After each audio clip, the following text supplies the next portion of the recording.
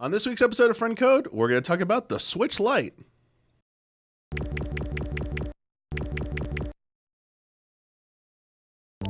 Hello, everyone. Welcome to a new episode of Friend Code. I'm your host, Michael Damiani. This week, I'm joined by entertainment journalist Sofia. Hello. And Ian. Hey. How's it going? Good. Good? I like this new Leaves Pikachu. So this is the expanding lineup. I don't think I've called it out on any actual episode yet. Maybe one.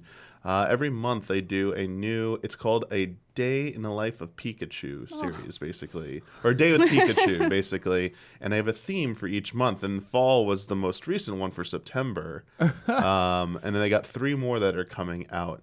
And a sneak peek, if we can make it happen, when the 12th one finally comes out, and I actually am able to get it, I want to have Bossman on, and I want Bossman to rank all 12 of them. Oh, Nice. that'll be funny. Yeah. So we're going to see if that happens or not, but If he doesn't put the leaves up there, he's off his it's pretty rocker. cool. Like very it's kind of good funny. one. The What's with them there? Psyduck one where he surfed like kind of like on a bodyboard with like a wave And a splash there. slushy. Yeah, there's like eating some sweets. There's the St. Patrick's Day one. I Got like there's a Pokeball on his sunglasses that most people won't see. Oh, yeah. Nice little touch. And then like the rainy day Pikachu is like the second one. It's just like this sad Pikachu just because it doesn't like the rain. Aw.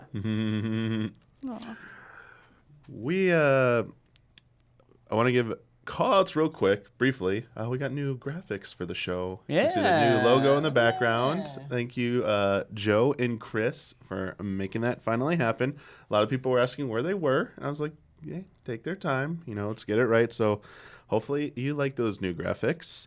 And the new format of Friend Code that we've been doing now, we start off with quick news. It's a few headlines. It was the 20th anniversary of Monolith Soft. The developers probably know them best for Xenoblade Chronicles doing that. But prior, they'd done Xenoblade Saga when they were a part of Bandai Namco. And before that, a lot of the team members were with Squaresoft and worked on Xenogears, the first Xeno entry.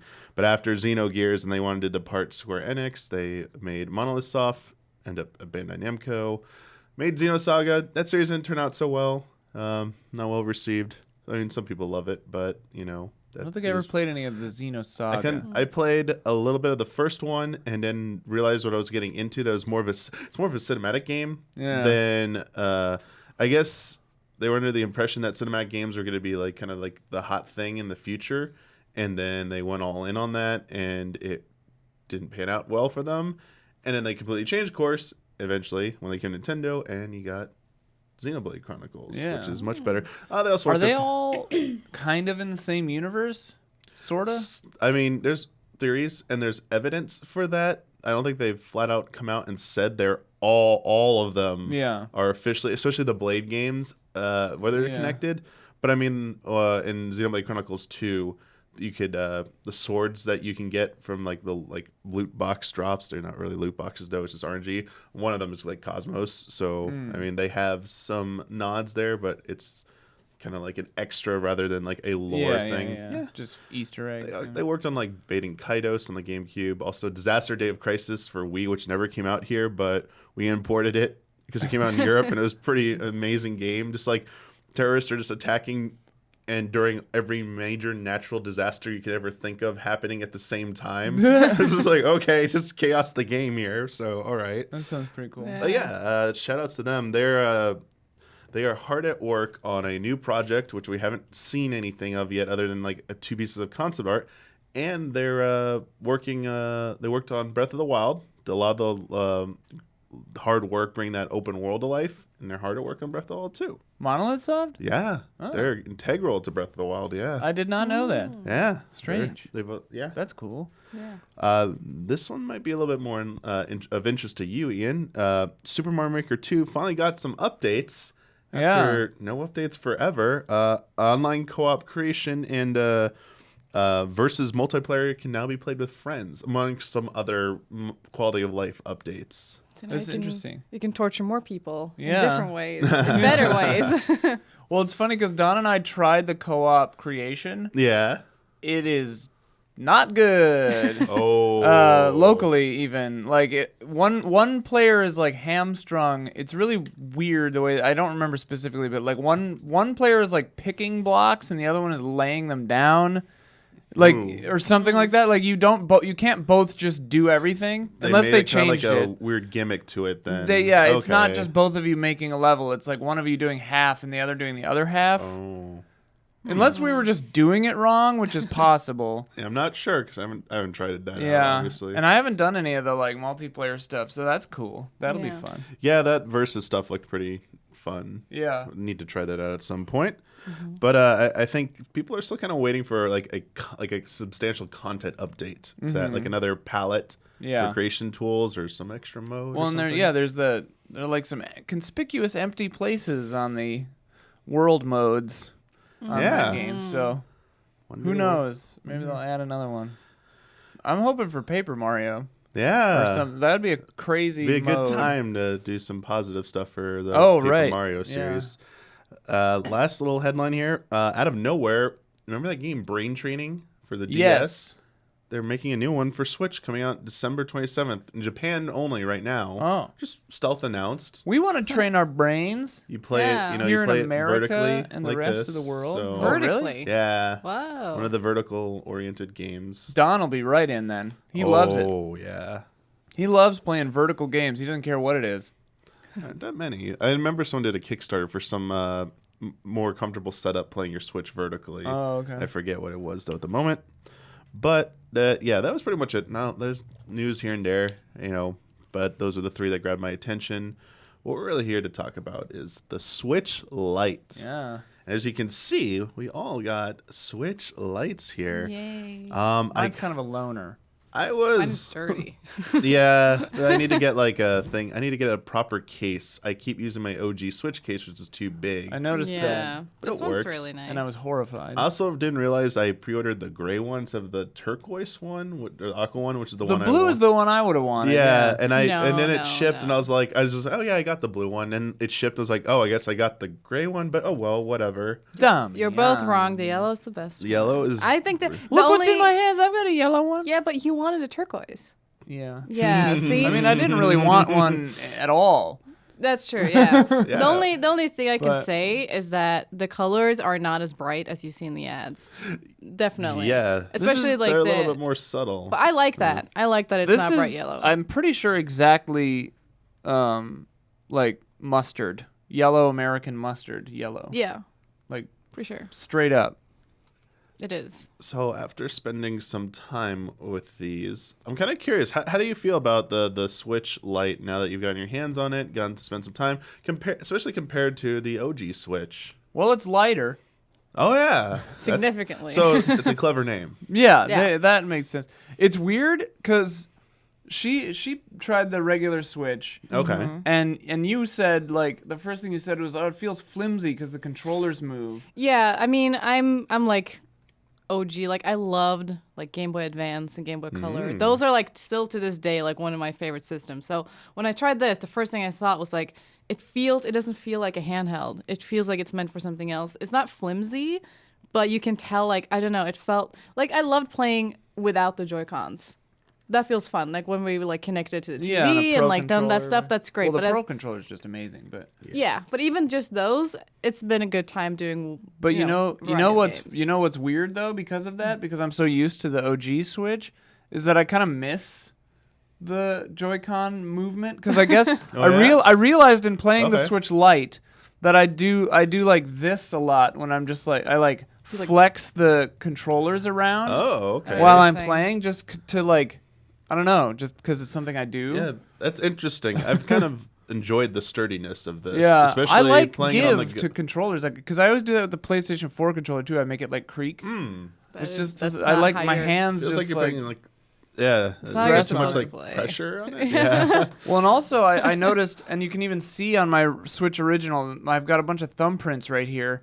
When stuff is happening, I guess I brace my Switch by putting my thumb right here off to the right side of the screen You know, and that's holding not- it like this. That's not how you're supposed to use it, right? But what's funny is you can see there are thumbprints right here too, because I was playing Puzzle Quest, and this is how I want to hold the Switch Lite with my thumb on the screen a little bit, and it kept advancing dialogue options because of the touch screen, and I never realized I do that with my thumb until I played on the smaller one, because then my thumb is hitting the screen. So what that means is, you're not really a handheld person because you're doing all these weird things you don't want to. Because on this one it's real estate, because it's heavier.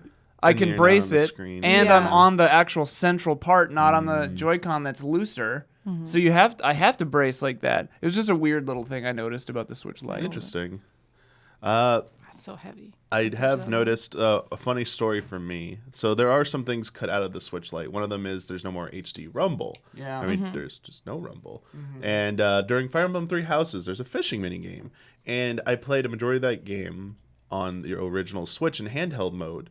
And every time you initiate catching the fish, there's a slight vibration. So I wouldn't even look at the screen at the beginning because it's like, I'm just gonna relax for a second. Oh, I feel the rumble. Hit the A button. Here we go. First time on this, I was waiting for it. Didn't happen. Then I looked down and I failed. I'm like, wait, what? I was like, oh, there's no rumble on this. I was like, I have to actually pay attention now. So that was I thought HD rumble wouldn't matter to me. And I was like, oh, well, okay. I mean, just even rumble kind of played an important part in some of the games with feedback. So it's not the worst thing in the world. It's a small little thing. It is I think what people need to understand with it is it will limit some experiences, right?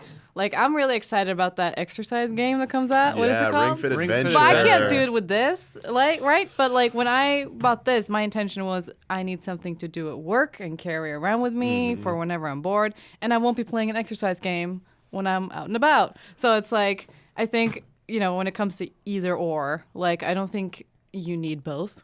I think if you have the big one, that's probably going to be good for you, unless you feel like, it's too heavy to carry around, or if there's something. But for someone like me, who I played on the old one, but never felt like, okay, I need to get it, because, not most of the games that I play are console or PC. Okay. But then I was like, I want to do something fun in my breaks. I want to travel around. And so, like, this was perfect because it's so light and, it's just perfect. Definitely feels more like, I mean, it is a true handheld, but it also, like, legitimately feels like that. Yeah. And that was the main appeal of this, is I kind of sat down and thought about it. I don't really need two Switches, but at the same time, hauling around it's not the biggest thing, but just simply hauling around the OG Switch, it was partly the flimsiness of it. Like, I don't always enjoy playing it in handheld mode, the original one, and then just the weight. Like, even like lying down after a certain amount of time, it got a little tiresome to hold it. Whereas this has been smaller, lighter, and easier to use on that, and it's easier to take on the go for me. Especially for someone like me, it actually does fit in my back pocket, and actually that OG one just didn't, so it's like gotta have an extra case. Depends on the pants. I've put it in my back pocket before. There's some, but like I have not. Women's pants can't fit anything. I mean, it can be a little smaller, and it. Let me be honest here. I only carry it from my car into the office into my back pocket because mine was on the plane. Yeah. If I'm going to the bathroom, I don't want anyone to steal my Switch. Yeah. I just God, listen to us complain about something that's not.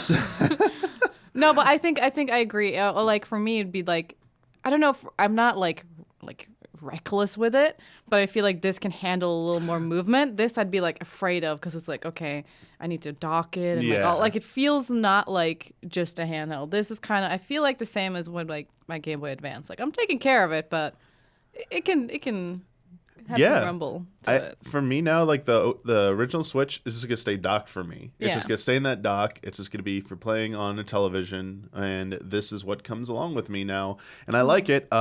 Most specifically, I love having a real D-pad. I was gonna say the buttons in general feel a little better. Like the one thing about the original Switch that bothers me is I don't know, it's probably hard to see, but the right and left R and L are a little like sharp on the outer edge, and they're not really on the Switch Lite. That's something I like. And the ABXY buttons feel a little nicer. They have the inlaid lettering, and real D-pad is pretty clutch. Yeah, it's great. Plus, they just, I don't know, they feel like they used a different material or something. They're a little more like matte. Yes, I did notice that. I mean, honestly, it just feels good to play. Yeah. And I was thinking to myself, I honestly wouldn't mind if somehow this could have been like just like the de facto Switch.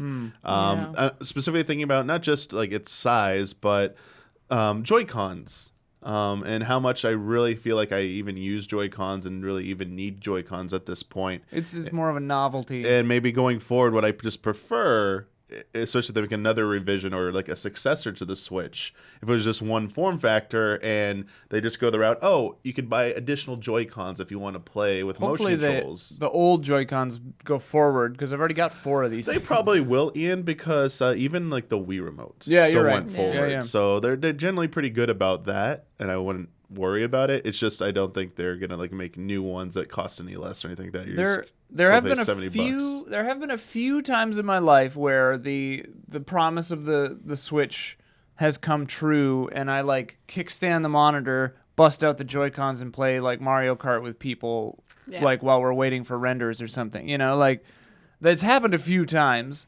So I do like having the Joy-Cons, and like in a plane or something, you can like set the screen up and like play the Joy-Cons separated, which I guess technically you're not supposed to do because it has signals, but what's gonna happen?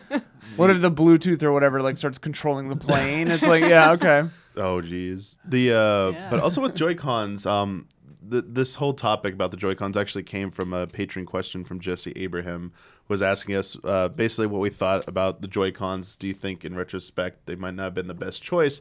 They also brought up the issue of the Joy-Con drift that happens. Well, that's like recently the FCC. They put in like a I don't know what you kind of call it. New like a type of paper saying they want to do something new, like a new thing. It was like you have a serial number for the Switch. Yeah, the Switch Lite. So they've done a new one.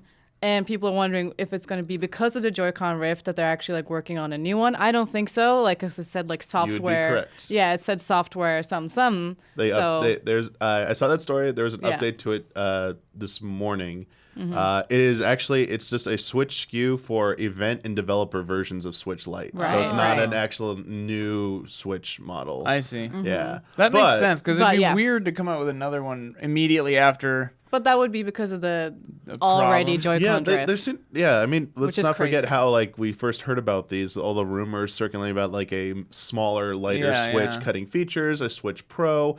Even now, there's the OG Switch got a small revision with like better battery life and basically closed the door on the exploit for people that easily hack their jailbreak their systems. Excuse me. And there's even reports that have happened that said like there's gonna be like a new screen potentially coming out for OG and potentially Switch Lites just to keep extending it. So Joy-Con Drift is something I could see them maybe doing like a subtle update as well. I definitely had not the drift, but I you can see I have the Splatoon Joy-Cons on here because my original blue-red, the blue had the thing where the range was really terrible because the Joy-Con or the joystick like cage was right above the antenna in that design. It's like a bad design, and my left Joy-Con definitely was prey to that one, the bad distance. And when you play on a projector, that's really bad.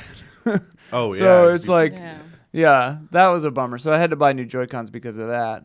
I did get new Joy-Cons as well because for some reason the home button kept activating. Even when I wasn't hitting it, I'd press other inputs and it would just go to the home screen and it kept interrupting my game. And I got fed up with it and bought the iconic ones, the neon blue and red or pink one. And they've been fine ever since. But as far as like the Switch Lite though, I haven't experienced anything like that on my unit though. No, I saw there were some reports of it being back. In fact, the lawsuit against Joy-Con Drift now includes the Switch Lite in it as well. So I mean, it's there. You were having that weird thing with LA Noire where it got like. I think that really was LA sensitive, Noire. but it was probably the game. It got super sensitive. My guy went from running like normally, like you'd go a little left and right, and suddenly it was like bam, bam, bam, and I was like, Phelps, you got to calm down. We got to run after this guy. I got to calm down. But I think that was the game. The game, yeah. Because I mean, I want to say though, LA Noire runs really well. surprisingly well. It's more than we can say for Link's Awakening. Oh, really? Like it's just framey, but it's fine. Like, I haven't had any, like, framey anything. The only problem I've had is, like, some, like, glitching eyes where it's, like, it had to take a couple of seconds to, like, adjust itself. Okay. In LA Noire? The faces had to kind of just, like... That's all LA But Noire. Well, yeah, but, like... Well, who knows? The port, who knows? It feels nice to drive or, like, play a Rockstar game where you're driving on a handheld. Like, that feels, like, incredible. Except for that one time when he was running and it went all crazy. But I do think that was the game because... Every other game I've played, I've had no Joy-Con. Did you get to try out the one of the things you were touting when it originally came out was like touchscreen input, which wasn't in there. Just apparently makes it just a little simpler to do. Yeah, things. it's kind of. I mean, in LA Noire. Yeah. Yeah. The good thing about LA Noire though is in the old one they do have the rumble, but they also have the sound. Okay. So in this case, like because you find clues, it rumbles and it makes a sound. But I do like that because I still had the sound to go with. Also, I played this game 4 times, so I know where all the clues are. But but I think the touchscreen was for some of the like little assignments or whatever you have to do, it actually was fun. Okay. But for the most part, I'm just using the other ones. I think it's a nice little addition, but not necessary, really. The touchscreen seems to work better. Oh, on the because Switch I Lite for like you? typing in email and password to sign up, and I was playing Puzzle Quest, and I didn't have any problems. Whereas, like on this is a launch Switch, it seems kind of inaccurate sometimes. Okay. For me, anyway, like typing in passwords and stuff, it would almost always get it wrong, or like redeem codes or whatever, it would like almost always be wrong. Yeah, the not having a stylus thing with touchscreen has just been, especially with the Nintendo. I got one system. for Mario Maker. That's something I was kind of wondering if they were going to include one with the Switch Lite, and then they didn't do that. And then obviously as Mario Maker 2 in the US, we didn't get a stylus included with any version. Also, kind of a weird thing.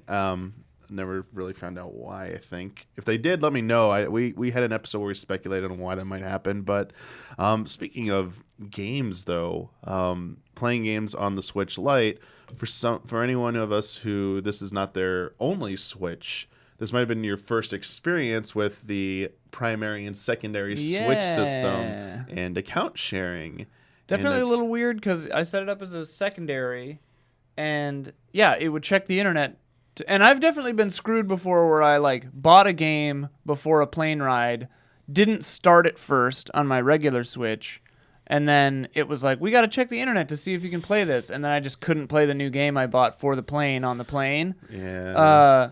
But like, if you don't make this thing your primary Switch, what's the point? It's crazy to me that they did it like this. This to me is the biggest detractor of the Switch Lite, or at least the 2-Switch lifestyle that Damiani is trying to live. So I haven't had, because I primarily played in 2 places, here at work and at home, where I have constant Wi-Fi. I haven't had any problem accessing anything I want to. But they definitely do put it in your face a lot about, hey, we need to check if you can actually play this software, because how it works is like any of the other systems work, is that you need an internet connection on the secondary Switch to verify the software is actually for that account and that you can play it. And as you said, if you didn't do that check and you don't have a connection, it just can't do it. You can't play that software. Today, I finally had a minor annoying thing. For some reason, it wouldn't even... Our internet was fine here, but for some reason my Switch couldn't connect to our Wi-Fi for about like 10 minutes for some reason. My OG Switch has trouble sometimes if it's too far from the router or whatever. I had a Wi-Fi at work where I just like didn't want to connect at all. And I have no clue why. Switches are really annoying when in like hotel situations where you have to get on a public Wi-Fi but then go to a web browser to like click on the dumb thing. There is a way to do it. Sometimes you can make it happen, but other times it just doesn't. It's really weird because there is like a stealth web browser in here. Yeah, they just don't have a nice little image, an icon for an app for it for some reason. Yeah, I was in the middle of playing some more Fire Emblem, and it didn't have an internet connection, and it actually popped up a message in game saying in the little corner says, "Hey, you need to connect pretty soon. You need to connect to verify this." And I was like, wait, are you like just kick me out without saving or something? I like freaked out. So like immediately like saved there. It was like my first scare with this system. But otherwise, While you were playing. Yeah, while I was Wow. playing. That's insane. So there's a check that happens. It's every so often. I remember we were talking to Don last night about this, and Don was expressing he didn't understand, like, even just checking once a day would have Right. been like good enough, because there are a lot of services that monthly services, because it's like monthly online as well for this, but something different, where you go once, you authenticate, hey, for the next 30 days you can view all your stuff offline or whatever, but once that 30 days is up, you need to come back and let us know you still have like an active account. Or like, I mean, Adobe is monthly, I think, that it checks. Like other things, like I do a lot of music stuff, so like VSTs and other music software, it just puts a license on your computer. It checks it up front, and it puts a license literally on your thing that's like, this one's cool, you know, and maybe some programs check again later, but some don't. And it's like, yeah, sure, like it's probably spoofable then if you do it that way, but it's like, come on. Like Nintendo could definitely put like a checksum where it's like, hey, we checked, this is cool, this person owns Link's Awakening, you know, like yeah. For sure. Especially when you're tying it to an account. I feel like this is just Nintendo. They're just paranoid about Classic people Nintendo, exploiting dude. stuff, Yeah. especially because the Switch did have a pretty big exploit. People were, jailbreaking their systems, putting homebrew and other nefarious stuff on their systems. Yeah. And Nintendo doesn't like that at all. Yeah. They've made their stance on piracy very well known. And are very aggressive about it. So I think after closing the loophole in the small revision of the OG Switch and now the Switch Lite, I think also the system of the secondary system, they went a little bit more aggressive because that's just their nature. For me so far, it's been just a minor like, ooh, scary, I might lose something, Yeah. but nothing's actually happened yet. But for someone like you, and as you were saying, like a work with like Wi-Fi going out or something, like not connecting, it seems like it could be annoying where if you're going to travel or something like that, because hey, you can't play now. That sucks. I mean, it renders the Switch, like in my situation, unless I flipped primary secondary, the Switch Lite is pointless yeah, for me personally. Yeah. I understand that. Yeah, And for it's sure. just like, because like I don't care about it being a little lighter, like Yeah. whatever. And it's like having the ability to play games not online on the plane or whatever is big for me. So it's like, yeah. But I mean, you can play not online on this one too. Like, what do You just have to make it your primary. Yeah, that Because yeah, it's that my makes sense. secondary, Yeah. so it would have to check Right, every right, right, time right, I tried got to it, play yeah. something. Or apparently every 10 minutes while I'm playing something. Yeah, the one thing that idea about maybe just suggesting to people just flip the primary and secondary, especially Which I don't even know if it's possible because I didn't try it. I'm just guessing pretty it's possible. sure you can. Yeah. I haven't tried it yet because I didn't want to do it. Right. If it's not that way, I apologize, but I suspect you have to let you do that. Especially might be through like a system transfer. You have to like do the official thing Well, like when that you or start something. up, it says, "Do you have another system? Are you going to keep using it?" Yeah. Yeah. So it's like, At least they account for that and like Yeah. are very try and make the process as easy as possible. And again, all this that we're talking about is for digital copies only. If you have a Yeah. physical copy, there's no Right, yeah. yeah. They don't lock you out of anything. pretty much like all that. digital at this point. I have some cards, Same. but Same. I have both, and yeah. yeah, if you had a cartridge, then you're fine. You can play wherever you Yeah. want. I mean, that feels very nice. Just put in the cartridge, and here I go. Yeah. That felt great. I was just like, really? It's Just so funny how I was really like into physical releases at the beginning of Switch's lifespan, and now I'm like, I don't want to have to worry about having a cartridge in there anymore. Yeah, I'm all yeah. like mostly digital. Do I even Yeah. have a cartridge in here? I do want to. I have an interest in potentially Nope. flipping my systems from primary to secondary because my OG Switch will probably just live in the dock from now on. So my one weird hiccup with all of the primary secondary system and authentication is that we haven't talked about having multiple accounts on the same Switch. Right. So on your secondary Switch, you can add as many accounts as you want from your old one, but they cannot share access to games between different accounts. So let's say you bought game A on account A and game B on account B. On primary Switch, you could play both of those on either account. On secondary Switch, you have to be on the correct account to play that that okay. software. So like I have a Japanese Switch account, so the games I bought on the Japanese eShop, if I were to put it on this Switch Lite right now, I can only play it on my Japanese account, not my English account. So the whole thing of juggling save data would be a little annoying because I have to switch between accounts.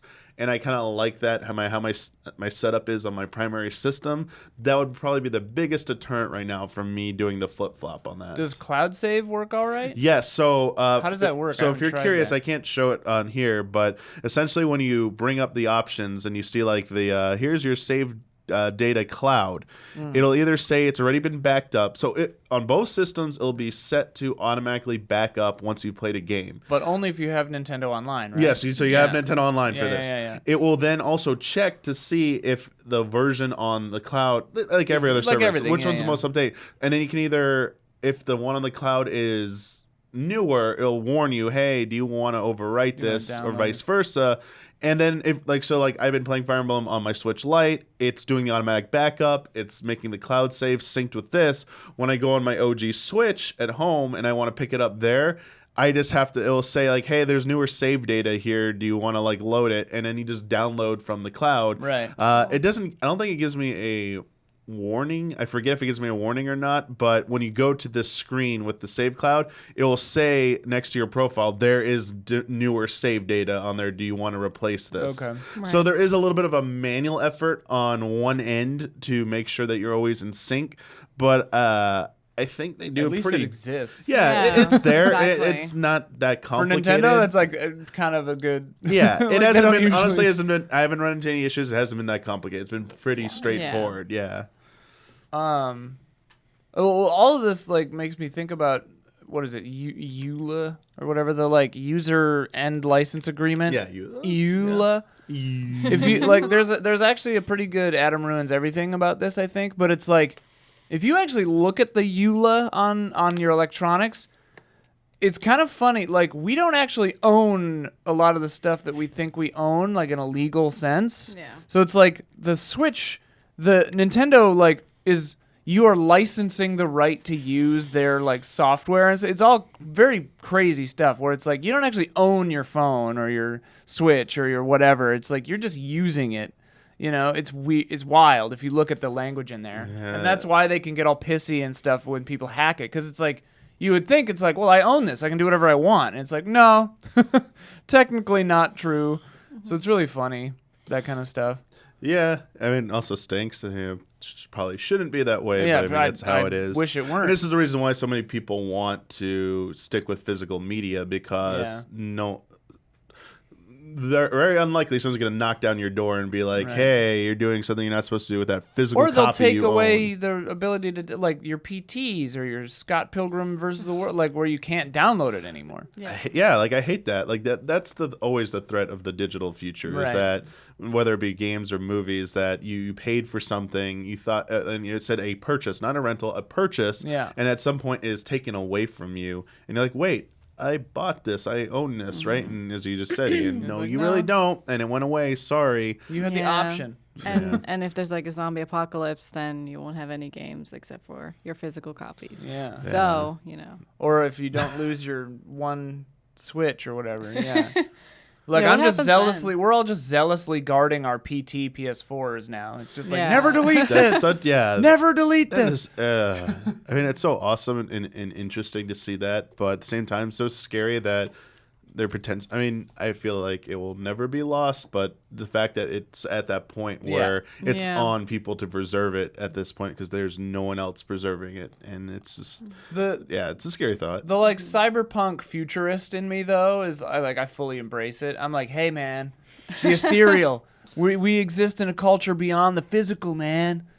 It's also something that You know? I mean, there's always the argument that like future generations should be able to experience these works of art. But at the same time, there's also the argument I've seen that not everything lasts forever. Period. And those you need to be there for something. You know, Yeah. like the beauty of something is always only meant to be enjoyed in a certain window, and then you move on. There'll always be new experiences to have. So I've seen that argument, but like, hey, it's not like the worst thing. It's like this game. It's like delisted. I'm like, I mean.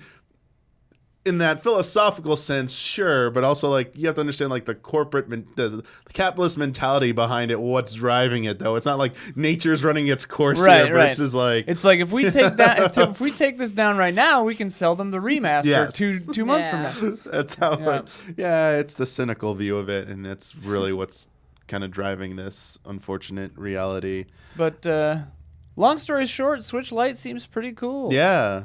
Really enjoying it. It's $200. Came out September 20th. Yeah, a little cheaper. I love it. It's perfect. It's perfect for people who just want a handheld and just want to have fun with games, traveling or commuting or whatever it is, and who feel like they have all the other games and other consoles. Yeah. Like me, for example, where it's just like, most of the Nintendo games I felt like I wanted to use some handheld. I didn't need the screen. I'm not allowed to play Mario Kart because I get so angry that I've had to put a ban on it because it's me and an old friend of mine. We threw controllers and so I can't play those games. So you're gonna sing a different tune when I become this lithe beauty off a Ring Fit Adventure, and you can't do it without buying extra Joy-Cons. That is very true. That's the only. Prop your Switch that was the up with only books. reason. No kickstand, having ass.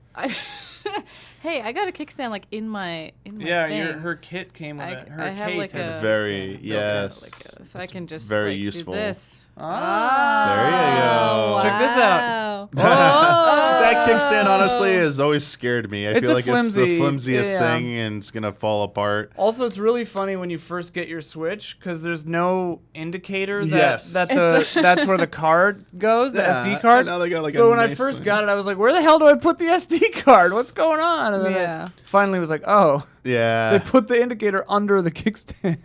Might want to put that on top, but I mean, no problem now. They got that clearly marked there. I also think like it's not a contest, right? There's not a contest between the two. Right. I think they're two completely different. Some people are probably going to like having both, but I think like the general consumer, I think most people it will be. What do you use it for? Do you dock it at all? If you don't dock it at all or don't want to play it on TV, then I would say there's no point in getting that one when you can get this one. And if you don't want to play the fitness game, or you'll do like me and borrow someone else's so you can play the fitness game. In your dreams. I'm going to borrow that fitness game. It looks fun. My friend Jack has never plugged his dock in. He got a Switch back in the day, has never ever used the dock. So this would have been perfect. So the Switch Lite would have been, it would have been perfect. Yeah, it definitely feels like it's a nice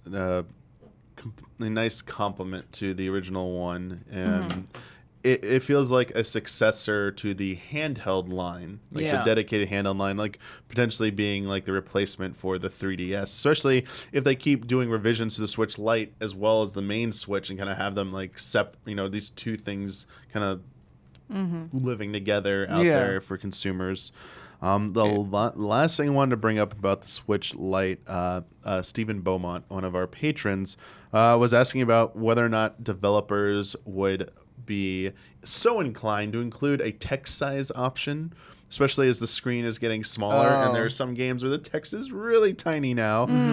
Just a way to scale text to be a little bit bigger in some of their games. Games should just kind of have that anyway. I think so too. Accessibility wise, right? Like for older people whose eyes are failing or whatever needs you have, like bigger text is, kind of should just always be there. Yeah, I Probably. totally. Fire Emblem 6 gets pretty small, so. I remember the first time I played a HD quote unquote game on a regular TV, and I was like, well, I can't play. I think it was like GTA 4 or something. I was like, I cannot play this. I can't see what's happening. The Banjo games, when they came out in HD, had notoriously small text on HD TVs. People just like calling it out, and then eventually they added a patch to fix that. But I mean, also, like, there aren't, like, not every game is going to be meant for this kind of screen in the end of it. Like, I do agree that, like, making bigger text should be an easy fix and a fix that's necessary for accessibility reasons. But it's like, I mean, I'm a big Overwatch fan. I'm going to try it out. But, like, playing Hanzo on this, I don't know how that's going to work. Like, being a sniper, I don't see how it... But it's a cool thing they're doing. It's just for the less hardcore set, I mean, it's going to be nice to not have any toxic chat. Just no chat. You're just going to I think it's going to be the best version of Overwatch because of that. Yeah. Unless you're playing sniper, I think it's going to be really... Because, like, you do need to see people from afar So it's like how are you gonna? All the other snipers are going to be on Switch, but also it has motion controls for that, right? Which is Yeah. it's going to be so funny. fun. Nintendo Honestly, actually I think it's like for that. Yeah. I think it's kind of like it's going to be more of not a joke, but it's just going to be like Funny. fun and funny to play Overwatch on the Switch. Like you have to have like a sense of humor, I think, to play Overwatch on the Switch. I feel like you'll see a lot of Yeah. people that day when it comes out just streaming that version just to be like, hey, check out the Switch version and stuff. And at the very least, if it gets more people into Overwatch, or just playing games in general, or just that's their introduction to Switch is, hey, I'm just a big Overwatch fan. Oh, I'll try it out on Switch. Oh, this is a really cool thing, I think it works out for everyone. Like, it's definitely beneficial to both Blizzard and Nintendo to make that happen. Fun to be Moira and just do this to heal people. Just here you go. Like I don't know. I think it's gonna be fun. It's like why not? Yeah. Why not? Yeah. It's gonna be fun. Who knows? I agree. Unrelated to Switch Lite, I brought this thing in. I just got it in the mail. The That's awesome. wireless Super Nintendo controller. It is cool.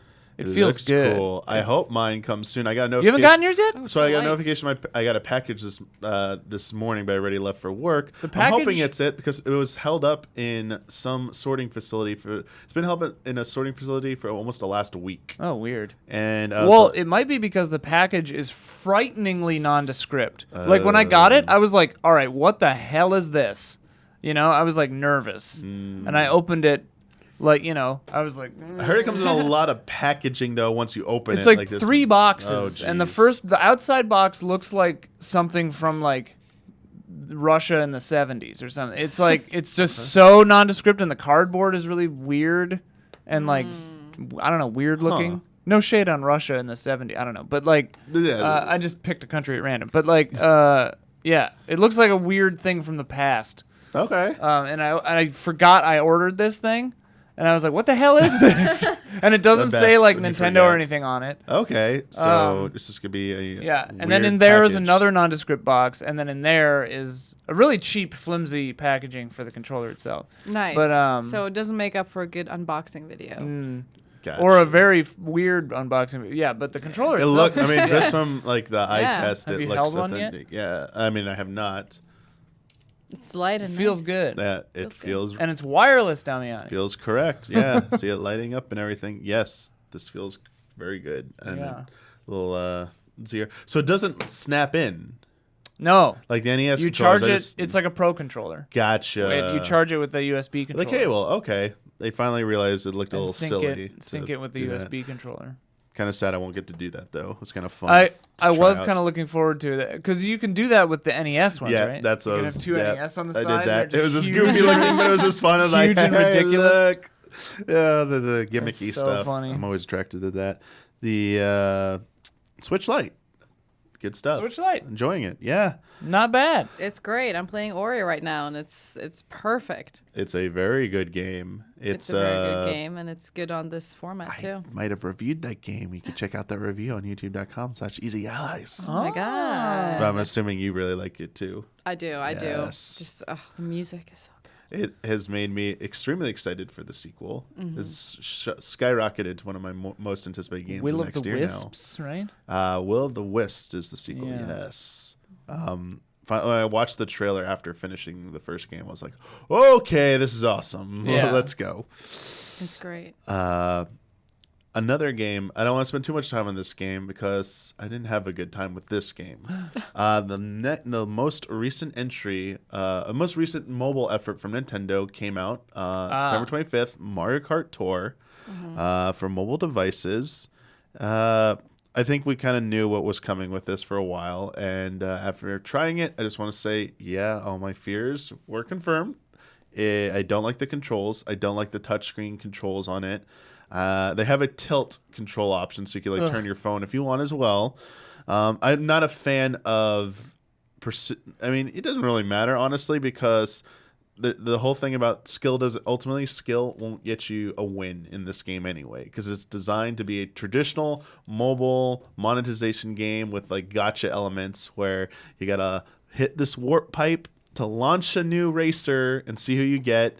and you spend these currency on it, and you can use real money to get that currency. Oh yeah, you can't even pick your actual racer, right? I mean, the ones you've unlocked, you can pick them, but they'll show you, here are all the ones you don't have, and you might want to try and unlock them. They even have like a monthly gold pass now for $5 a month, which unlocks the 200cc mode. So you can only play it that way, the fastest mode. Yeah, it's the pricing for all the stuff. I mean, it seems like typical pricing, but it just seems ridiculous that you can spend more. If you can ever spend more than $60 on a game and you don't own the base content at the very least, that always freaks me out, and seems wrong. Yeah. And I understand with mobile market, that's not how it works. That's not the model. They already failed with Super Mario Run doing it that way. But I mean, as a game, it looks nice on mobile phones. Like visually, it's like, whoa, that looks pretty cool. But other than that, I played the first Mario New Donk City Cup, but there's no New Donk City. Maybe there was a course. I forget at this point because I had such a bad time with it and was not having a fun time. And I've moved on from it already. I'm just done with it.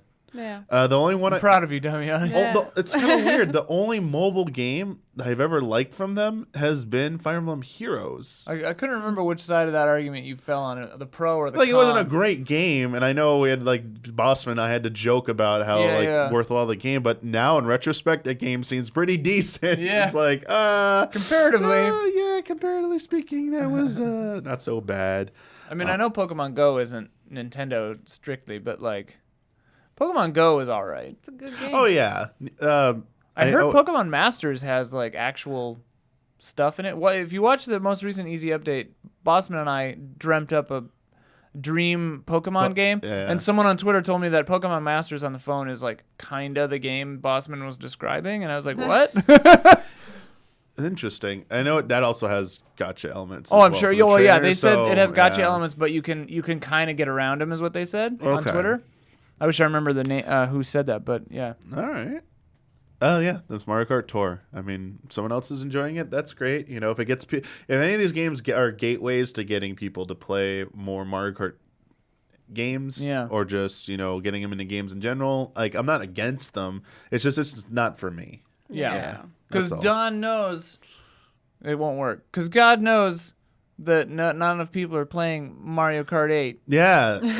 I wish they were selling copies. Seriously, just anything to get that game selling would be just a pleasure right now. That evil game. Yeah.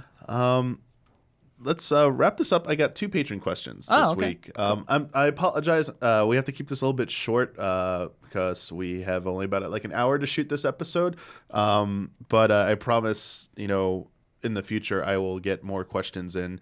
We've reworked friend code so that at the end of the section now I do questions. But I'm trying to also think of I kind of worked in other questions into the discussion without I felt like they were too disruptive sometimes when I had to go, oh, here's a question, let me read the whole question while we're already having a discussion about something. And I was like, it was very good this time. Yeah, I was like, let's start talking about it and be like, hey, so and so actually mentioned that, so it felt better. But if you're a $5 and up patron, you can submit questions for consideration for friend code. The week that we are recording, I'll make that Patreon post calling for submissions, and just make sure they're related to anything general Nintendo questions, or they can be related to the topics we're talking about, and I'll try and get as many as we can in. So this week, our first one comes from Kerbu. How is Link's Awakening holding up for a first-time player like you, Ian? I'm interested to know how you're dealing with the old-school obtuseness.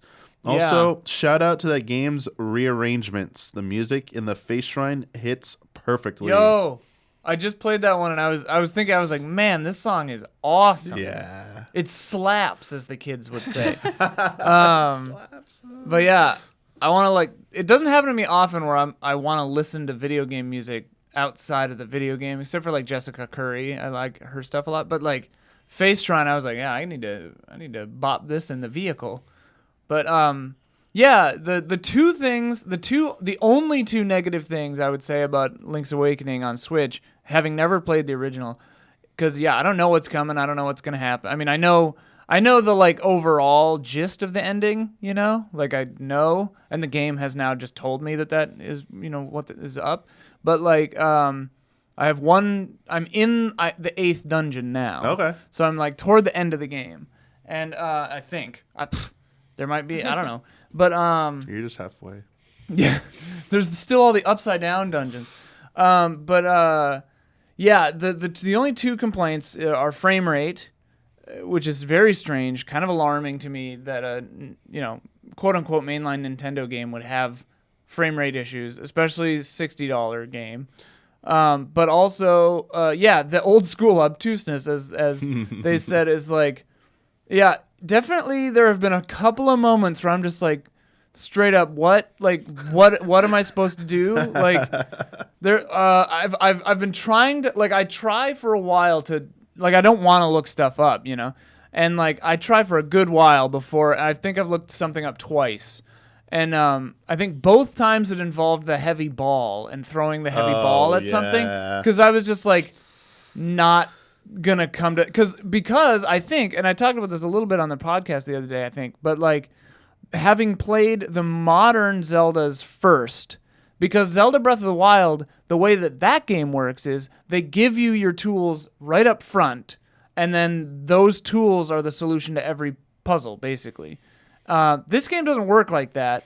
This game, you have tools, and they're only the solution to puzzles maybe in that dungeon, and then you sometimes just seem like you never use them ever again. But then all of a sudden you have to throw a ball at a column, and you're like, oh, okay, I never would have... Like, I bombed that column, I shot arrows at that column, I hit it with a shovel, I hit it with my sword, I hit it with my B charge attack.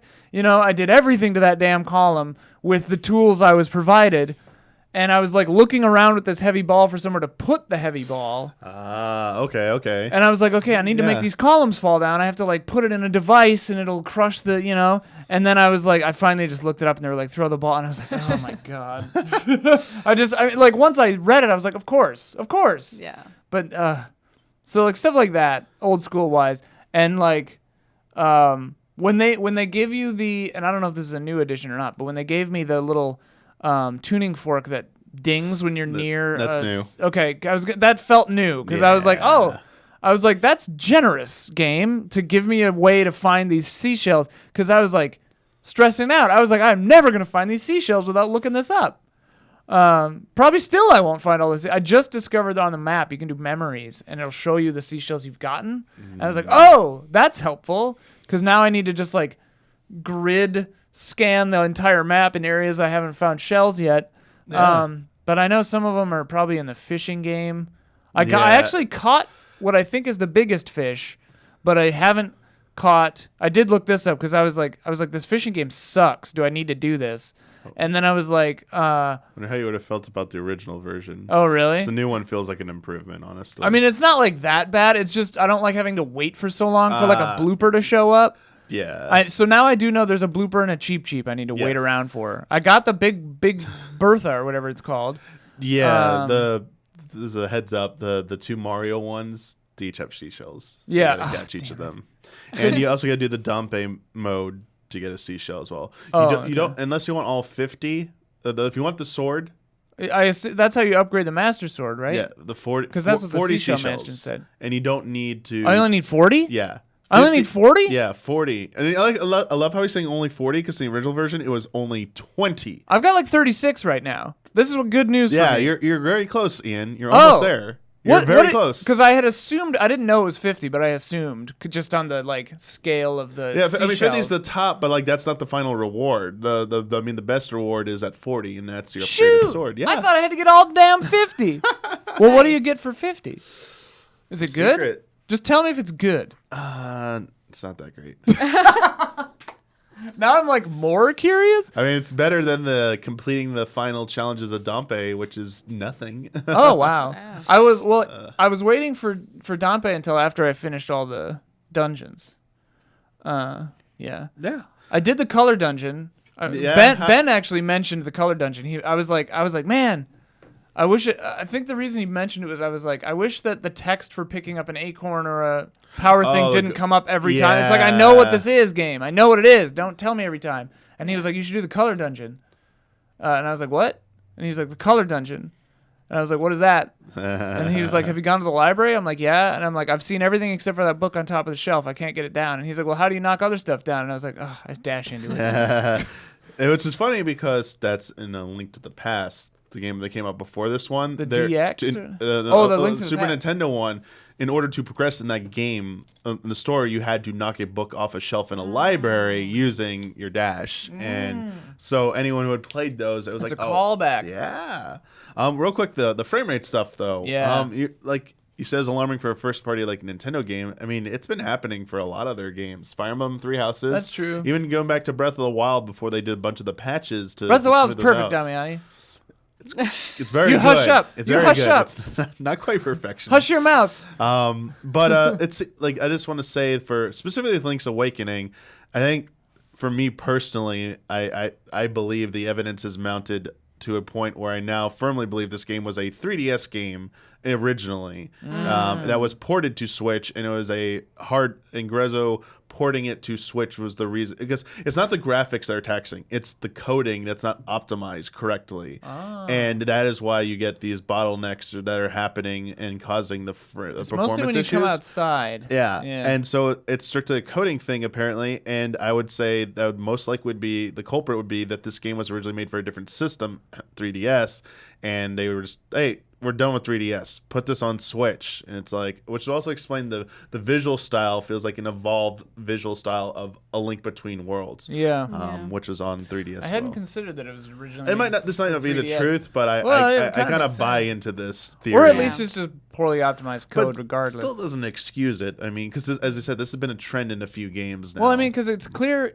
Like I realized when it happened, when you're coming outside into the overworld map, it's like, okay, it's loading too much stuff. It's not optimized.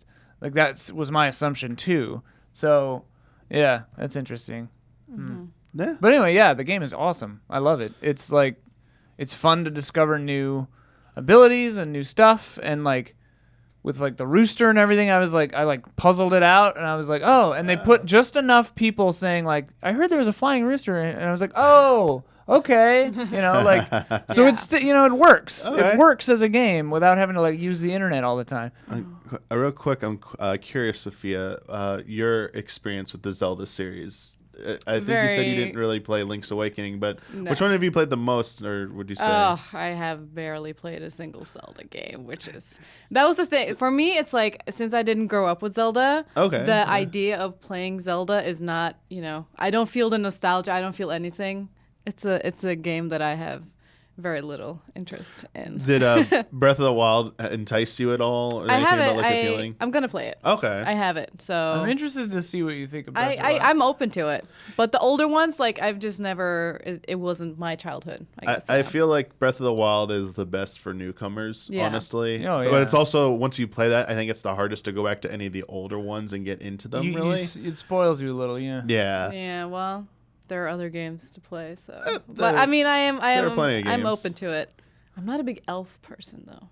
They're I not don't like really elves. elves. No, they're kind of borderline. They have pointy ears. They got the pointy ears. They got the pointy ears, but they're not like elves in the lore. They're just people. Yeah, well, we'll see. Hylians, I guess. I don't know. Yeah. Hylians, yes. I don't know what it is. Unpopular opinion. But yeah. No, it's all right. Yeah, no one should ever take like personal offense. Like, I don't like Zelda. How dare It's you? Like, okay. It's not everything is for everybody. Oh man, what a concept! What a novel thought. To wrap this up, from Carl Williams, they wrote in this question about the Mario RPG series. Right on the heels of the news that Alpha Dream, the developers of the Mario and Luigi RPG series. So there was the original Super Mario RPG. Then there was Paper Mario, which was Intelligent Systems, which made Fire Emblem and Advance Wars, other series. And then there was the Mario and Luigi, which is mostly on Game Boy Advance, DS on the handheld systems, which was developed by Alpha Dream. They have filed for bankruptcy because the games just haven't been selling. The last two entries were enhanced updates of two previous ones. And in when was the most recent one? That came out? There was Superstar Saga and Bowser's Inside Story coming. The 3DS ones. The Oh, whole Bowser's thing. Inside The one that Story, started a okay. debacle about why NOA doesn't send review copies out to certain people anymore because the one they got leaked online. And people were pirating it, and they found out like a U.S. outlet or YouTuber or whatever was doing that. But then the earlier this year, last year, I forget which one was the most recent one, but it was also a remake. Anyway, they basically want to know, like, is there a future for Mario and RPGs now that Alpha Dream's going away? And we haven't seen a Paper Mario since Color Splash on Wii U, which didn't really sell that wasn't well. very good. And it was okay. It was probably better than Sticker Star, the one. I played one. I don't remember which of the two. What the one of the Wii U ones, but I remember or maybe it was on Wii. I remember Switching perspectives. Dialogue. Well, I remember that, but the dialogue was just super annoying, and Okay. the game was really, really slow.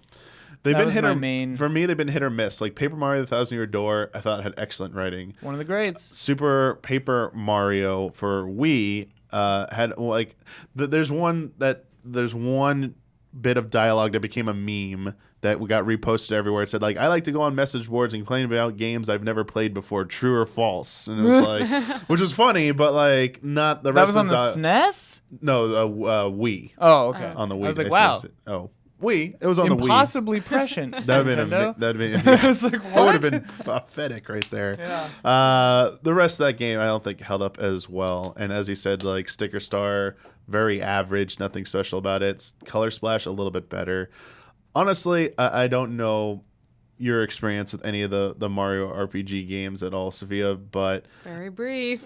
I would say Yeah, I haven't I don't know really if you played agree it. with this, but I feel Yeah. like Super Mario RPG for Super Nintendo is the one Super everyone like Mario throws back to. RPG. Like Yeah. the music, the game, like it was Square and Nintendo coming together. Yeah. And, Legendary. yeah, people still ask for Team Gino. up. Gino, the character from it, to puppet character comes to life to be in Smash Brothers. That request will never die. I feel like they just need to make like a remake of that or a successor to that at this point to get people Yeah. excited. That seems like it could be likely, or I Yeah. mean, the most likely. That or another paper. Yeah, another Paper Mario could definitely happen. It's just it feels like they've made us run out of ideas. Like Yeah. it's just stagnated and the creative juices are just gone I from mean, those studios. I think that's the problem with like just Mario as a whole. It's that you want to do new things, and I think Odyssey definitely did that, and that was such a good. But also, you have such a fan base where it's just please remake X, please remake Y, please don't do this, please don't. And so I understand that they're sitting there like, oh my god, I don't know what to do. We did Odyssey because people love open worlds and they love that kind of feel, but then it's like wanting to try new things. It's scary. It's and plus there's only so much like. Thinking about creating an original one, like where would you even start? What is the original idea? Like what will change it at this point? I think It seems insane that someone has to they have to come up with that new innovative idea, and the fact that they're still sometimes still able to do that and Yeah. still make us say, wow, you still can do something that creative. That's pretty cool. Mario series also has had a lot of like spin-offs as well. I've always viewed it as a cop-out because they're too afraid to mess with the mainline game Yeah. because they don't want to upset the balance of things. Right. So like, let's make Mario Soccer, let's make Mario Golf, let's make Mario Kart. And a lot of those have spun off and become Mario Kart's more successful than the mainline series at this Yeah. point. So that was a great idea, I guess. And yeah, but like just thinking about them doing anything completely to surprise us with like a 2D even 3D Mario game that isn't in the vein of something they've already done before, because they like to do a lot of throwbacks. And as you said, a lot of people say like, well, even if you're not going to remake this, like I want like another Super Mario 64 type game. Yeah. So there's always that like pressure and that demand there for, hey, you have these people who are paying for your products saying this, but at the same time I think Mario enjoys this luxury of that, like they sell well enough and they make enough money that they can still do that. But not every game series has that luxury where they can count on just the established fan base. They need to grow beyond that. They need to bring in new people. And sometimes I feel like that's a really hard juggling act to do. yeah, and Oh, who go first? Okay. Okay. And I also think like when you look at the from my perspective, the two parts of like the fan base. I think it's like you have younger people, like kids, who will play Mario games or Nintendo games because they're friendly, and then you have a lot of adults where it's so much nostalgia going into every single game that we. Like yesterday, I was playing Pokemon, the EV, for the first time. No. And like I could literally hum every single song. I didn't even know I remember them because Red and Blue was still are my favorite Pokemon games. And so it's like I think that's where the difficulty comes into to like introduce new things because such a huge part. It's all nostalgia. It's just like that's it. Like unlike a lot of PlayStation games or Xbox games where like. Yeah, there was nostalgia with God of War, but I think it was a risk, but oh my God, it paid off, right? Yeah. But imagine like you have to completely mess with Mario as a character like that. That would never work. Although that would be pretty funny if they turned him into I think it would work if they because I mean like I didn't believe that Mario plus Rabbids Kingdom Battle had a snowball's chance in That's hell. very true. And then it came out and I love that game. That game rules. And it's like I'm shocked, And so I think that Mario is flexible enough, like you said, with all these spin-offs. Like I think it's flexible enough to try new weird things. Yeah. In fact, like I think it's the strongest candidate for that sort of stuff on Nintendo, probably. Especially if they keep pairing with outsiders like Squaresoft or with Ubisoft. But they just, the Super Mario RPG was on the Switch Classic or the SNES Classic. And I could definitely see, so it has seen a little bit of sunlight lately, but also I could easily see them doing like a Link's Awakening style 1-to-1 graphical update kind of a re-release. I could see that happening for Super Mario RPG. It had a very toy-like look. Yeah. Because I mean, the old one, like Yeah. it has that sort of like clay sort of Donkey Kong kind of vibe to it, right? Graphically, right? Yeah, they're doing like a pre-rendered look. Yeah, sort which of, is awesome. An isometric view as well. Yeah. So the game still looks great. So it's Yeah. like, I could see them doing something with it. Do you think it will be more successful like with Rabbids when it's like plus something? Do you think that is? I don't what see they them need? doing anything other than just a 1-to-1. If they were to do Super Mario RPG, I don't think they would change it really. Yeah. They would like update it small ways. But I could see Mario teaming up with other outsiders again. I mean, we've got Mario and Sonic at the Sonic, Olympics yep. coming up. Does that come out already, or is it? no, it's coming out Yeah. very soon. Yeah. Like a month, I think. Yeah, That'll be fun. kind of soon. Yeah, So, yeah. yeah. I mean, More paper and more RPG would be welcome. yeah, It'd be I great. mean, it doesn't need to go away. Like they definitely have some really great entries in that They could series. always throw. Can you imagine if Mario Maker 2 got an update mode where they put not only just the Paper Mario style into it, but then added a whole bunch of like RPG elements? This would never happen because like they Yeah, would you're gonna be they would have to excited, they would have to yeah. police all the dialogue that people would put into it. But like but that would be still, pretty nuts. That was like their stealth updates or their big updates. Like, hey, we're just adding Paper Mario mode. Everyone's like, yeah, and then like, oh yeah, like they start making stuff and you're like, wait a second, objective markers. Wait, quest, like, Yeah. dialogue. I can what? make stories in this? RPG. And they're like, that's right. RPG elements are now in Mario. Oh, big, oh, And they there we add go. they add campaign editor mode with an overworld map that you can change. That's you wanted. And yeah. each level in your campaign can be a different style. Wow. Yes. Mario Maker 2 would be the greatest game ever made. Yeah. We can only dream, but Yeah. never know. We'll have to see. I mean, it's ambitious. Yeah. Ambitious. I don't even know if it'd be that hard. I mean, it'd probably be really difficult, but, Yeah. but it'd be awesome. Yeah. Mario Maker 2 is so great. Oh my gosh. Yeah. It's like contender for me for GOTY, one of them. Oh my God. That and Control, Nice. I guess. I don't know. That's good to hear. I'm going to be pushing for you, Mario Maker. Nice. I think that is going to wrap it up for this episode of Friend Code. I want to thank, and once again, every one of you who submitted questions for consideration. I want to thank both of you for joining me on this episode. Very fun to talk about the Switch Lite. Thank you for taking time out of your busy schedules Thank you to for sit and talk having about me. Nintendo with me. Our Yes. pleasure. Thank you. And until next time, may the way of the hero lead to the Triforce.